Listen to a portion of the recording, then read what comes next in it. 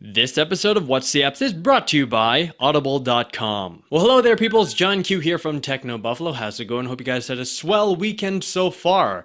And I reviewed a bunch of apps throughout the year. And like you guys, I'm pretty sure you have a selected list of applications that just happen to be your favorite. You know, they're never deleted, always the first ones to be installed into every single phone and tablet variant that you might have. It's like, oh, I'm going to go to the Apple store right now and buy like 5 iPod Touches and install Facebook into every single one of them and log into all my 5 Facebook accounts and like this one picture I have because I love Facebook that much. Or whenever possible, you just borrow your friend's phone. It's like, hey man, can I check out your phone? And you just install that app onto their phone without asking permission or anything. It's like, yeah, dude, you're gonna love this thing. You like fling birds at these pigs because these pigs are stupid and so awesome. You're gonna love it. So for this episode, I'm not gonna follow a traditional top 5 or top 10 list because 5 and 10, they're very bold, very powerful numbers. I have 7.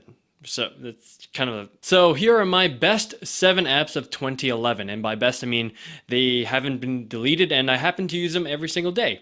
So hit me.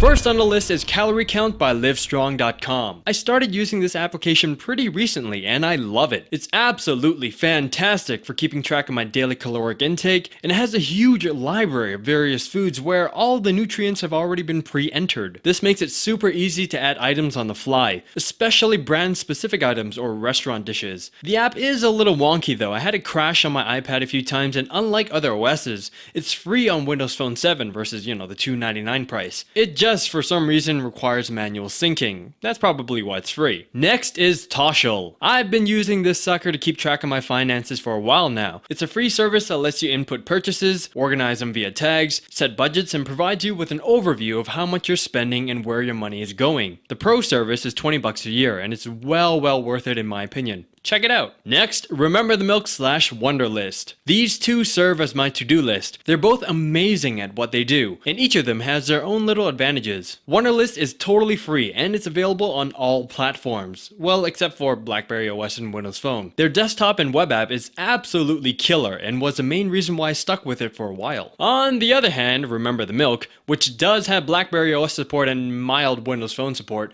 doesn't have a desktop app, and their web app isn't as modern and slick. From my experience, RTM is much better at syncing, which is very important. Either way, both of these services are awesome. Highly recommended. Next, Mobile RSS. It's an absolutely fan-freaking-tastic Google Reader app. It has a very familiar and intuitive kind of social networking email user interface, so it's very easy to use and to consume your web content. If you're like me and you're okay with ads, I'd recommend sticking with the free version. Next, Reddit Pics. Every day I'm shuffling through pictures. Totally ballin' app right here, especially on the iPad to relax and browse through all of the pictures submitted to Reddit. If you're a Redditor like myself, seriously check out this application if you haven't already. Speaking of checking things out, I'm gonna take some time to thank our wonderful friends at Audible.com. Audible.com is the leading provider in downloadable digital content and spoken word entertainment.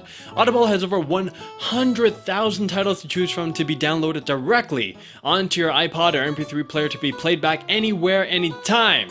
Okay? Choose from books in every genre. Science fiction, thrillers, dramas, comedies, business, history, and much more. I'm a big music fan myself, but sometimes it's just nice to hear people talk, so having an audiobook play in the background while I do work or while I'm working out, it's just, entertaining and fulfilling, but in a different way compared to music or TV.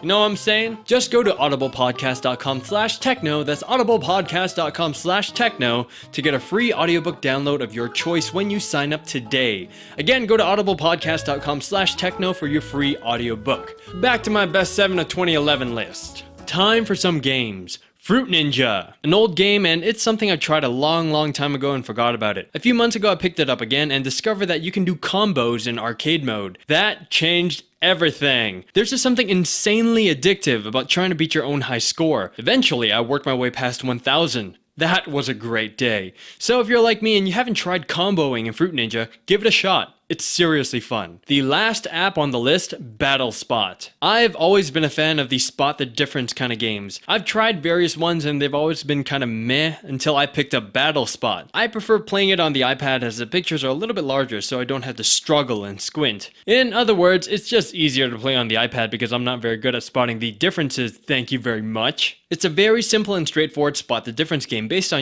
time limits and various hints and time bonuses. Plus, the graphics are really cute. Check it out. And that concludes my best 7 of 2011 list. And again, these are all personal choices. If there are any applications that you just happen to love and I haven't mentioned, let me know by commenting. Share with each other. Say to this one guy, hey, you should check out this application because it's great. Or no, this application sucks. Don't download it. It's like...